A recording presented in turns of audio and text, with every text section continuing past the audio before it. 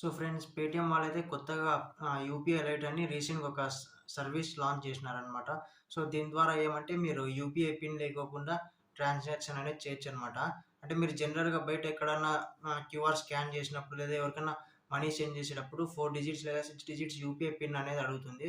So అది enter చేస్తేనే మీకి ట్రాన్సాక్షన్ అనేది జరుగుతుంది కదా! సో ఇక్కడైతే అది అవసరం లేదంటున్నారు. వాళ్ళు అంటే ఫోన్‌పే, పేటీఎం వాలెట్ ఇవన్నీ చూసింటారు కదా! సేమ్ అలాగే అన్నమాట. జస్ట్ మనం మనీ దీంట్లోకి లోడ్ చేసుకోవాలా. సో, మనం అక్కడ అమౌంట్ ఎంటర్ చేసి ట్రాన్సాక్షన్ అంటే మీరు బయట ఎక్కడన్నా క్యూఆర్ కోడ్స్ లేదంటే ఎవరికైనా మనీ సెండ్ చేసే టైంలో జస్ట్ అమౌంట్ ఎంటర్ చేసి పే అని ట్యాప్ చేస్తే పేమెంట్ అయిపోతుంది.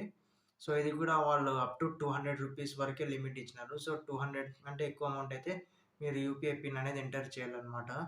సో, ఇది ఎలా రిజిస్టర్ అవ్వాలా? ఒక శాంపుల్ వీడియో కూడా మనము పేమెంట్ చేసి ఒక శాంపుల్ చూద్దాం. సో దీనికోసం ముందుగా మీ మొబైల్లో పేటీఎం యాప్ ఓపెన్ చేయండి. కింద స్క్రోల్ చేసి ఇక్కడ చూడొచ్చు యూపీఐ లైట్ అని ఉంది కదా ఆప్షన్. సో దాన్ని అయితే క్లిక్ చేయండి.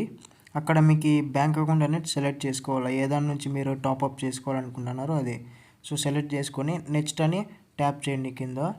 సో నెక్స్ట్ అయితే మీరు అమౌంట్ అనేది లోడ్ చేసుకోవాలన్నమాట. నేను శాంపుల్ రూ. 50 ఎంటర్ చేశాను. So add money to UPI light. ఇక్కడ రికార్డ్ కాలేదు, స్క్రీన్ బ్లాక్ వచ్చింది. ఇక్కడ అమౌంట్ అయితే టాప్అప్ అయిపోయింది. దాంతోపాటు నాకు కింద ఏవో 3 స్క్రాచ్ కార్డ్స్ వచ్చినాయి, అవి చెక్ చేద్దాము. సో ఇక్కడ ఫస్ట్ వచ్చి ఆఫర్ వేస్ట్ ఇది.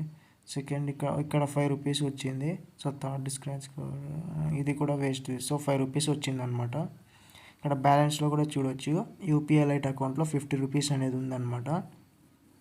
సో ఒక శాంపుల్ పేమెంట్ కూడా చేస్తాను.